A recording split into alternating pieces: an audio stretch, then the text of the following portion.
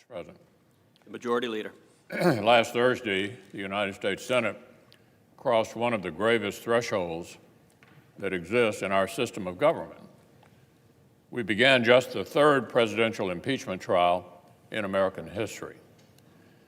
This is a unique responsibility which the framers of our Constitution knew that the Senate, and only the Senate, could handle. Our founders trusted the Senate to rise above short-term passions and factionalism. They trusted the Senate to soberly consider what has actually been proven and which outcome best serves the nation. That's a pretty high bar, Mr. President, and you might say that later today, this body will take our entrance exam. Today, we will consider and pass an organizing resolution that will structure the first phase of the trial. This initial step will offer an early signal to our country. Can the Senate still serve our founding purpose? Can we still put fairness, even-handedness, and historical precedent ahead of the partisan passions of the day? Today's vote will contain some answers. The organizing resolution we'll put forward already has the support of a majority of the Senate. That's because it sets up a structure that is fair, even-handed, and tracks closely with past precedents that were established unanimously. After pretrial business, the resolution establishes the four things that need to happen next. First, the Senate will hear an opening presentation from the House managers. Second, we will hear from the President's counsel. Third, senators will be able to seek further information by posing written questions to either side through the Chief Justice. And fourth, with all that information in hand, the Senate will consider whether we feel any additional evidence or witnesses are necessary to evaluate whether the House case has cleared or failed to clear the high bar of overcoming the presumption of innocence and undoing a democratic election. The Senate's fair process will draw a sharp contrast with the unfair and precedent-breaking inquiry that was carried on by the House of Representatives. The House broke with precedent by denying members of the Republican minority the same rights that Democrats had received when they were in the minority back in 1998. Here in the Senate, every single senator will have exactly the same rights and exactly the same ability to ask questions. The House broke with fairness by cutting President Trump's counsel out of their inquiry to an unprecedented degree. Here in the Senate, the President's lawyers will finally receive a level playing field with the House Democrats and will finally be able to present the President's case. Finally, some fairness. On every point, our straightforward resolution will bring the clarity and fairness that everyone deserves: the President of the United States, the House of Representatives, and the American people. This is the fair roadmap for our trial. We need it in place before we can move forward. So the Senate should prepare to remain in session today until we complete this resolution and adopt it. This basic four-part structure aligns with the first steps of the Clinton impeachment trial in 1999.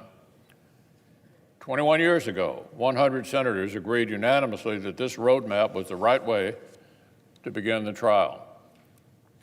All 100 senators agreed the proper time to consider the question of potential witnesses was after opening arguments and senators' questions. Now, some outside voices have been urging the Senate to break with precedent on this question. Loud voices, including the leadership of the House majority, colluded with Senate Democrats and tried to force the Senate to pre-commit ourselves to seek specific witnesses and documents before senators had even heard opening arguments or even asked questions. These are potential witnesses, Mr. President, whom the House managers themselves declined to hear from, whom the House itself declined to pursue through the legal system during its own inquiry. The House was not facing any deadline. They were free to run whatever investigation they wanted to run. If they wanted witnesses who would trigger legal battles over presidential privilege, they could have had those fights. But the chairman of the House Intelligence Committee and the chairman of the House Judiciary Committee decided not to. They decided their inquiry was finished and moved right ahead. The House chose not to pursue the same witnesses they apparently would now like the Senate to pre-commit to pursuing ourselves. As I've been saying for weeks, nobody will dictate Senate procedure to United States senators. A majority of us are committed to upholding the unanimous, bipartisan Clinton precedent against outside influences with respect to the proper timing of these mid-trial questions. And so, if any amendments are brought forward to force premature decisions on mid-trial questions, I will move to table such amendments and protect our bipartisan precedent. If a senator moves to amend the resolution in order to subpoena specific witnesses or documents, I will move to table such motions because the Senate will decide those questions later in the trial, just like we did back in 1999. Now, Mr. President, today may present a curious situation. We may hear House managers themselves agitate for such amendments. We may hear a team of managers led by the House Intelligence and Judiciary Committee chairman argue that the Senate must pre-commit ourselves to reopen the very investigation they themselves oversaw and voluntarily shut down. It would be curious to hear these two House chairmen argue that the Senate must pre-commit ourselves to supplementing their own evidentiary record to enforcing subpoenas they refused to enforce, to supplementing a case they themselves have recently described as overwhelming, and beyond any reasonable doubt. So, Mr. President, these mid-trial questions could potentially take us even deeper into even more complex constitutional waters. For example, many senators, including me, have serious concerns about blurring the traditional role between the House and the Senate within the impeachment process. The Constitution divides the power to impeach from the power to try. The first belongs solely to the House, and with the power to impeach comes the responsibility to investigate. The Senate agreeing to pick up and carry on the House's inadequate investigation would set a new precedent that could incentivize frequent and hasty impeachments from future House majorities.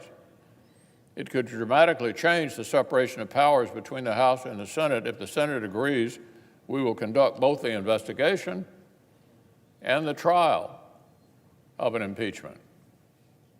What's more, some of the proposed new witnesses include executive branch officials whose communications with the President and with other executive branch officials lie at the very core of the President's constitutional privilege.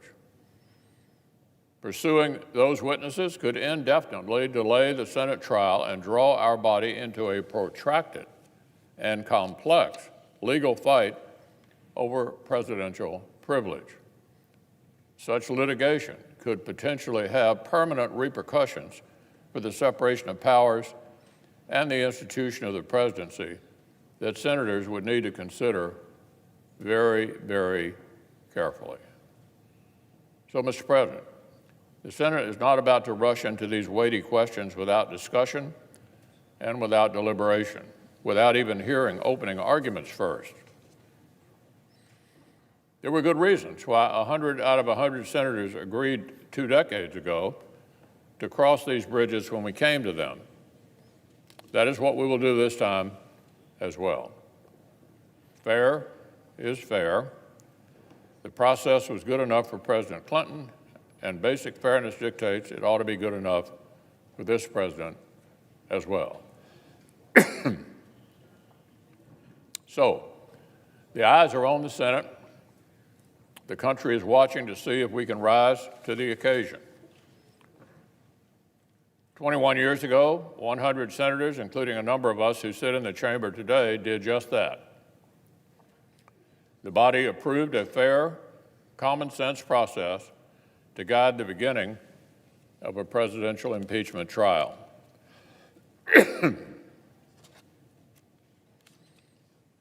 Today, 2 decades later, this Senate will retake that entrance exam. The basic structure we're proposing is just as eminently fair and even-handed as it was back then. The question is whether senators are themselves ready to be as fair and as even-handed.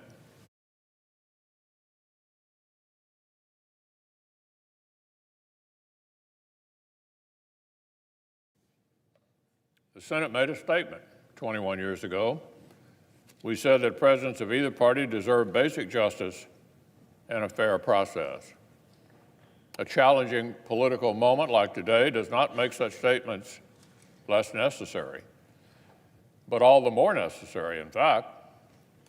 So I would say to my colleagues across the aisle, there is no reason why the vote on this resolution ought to be remotely partisan. There's no reason other than base partisanship to say this particular president deserves a radically different rule book than what was good enough for a past president of your own party. So I would urge every single senator to support our fair resolution. I urge everyone to vote to uphold the Senate's unanimous bipartisan precedent of a fair process.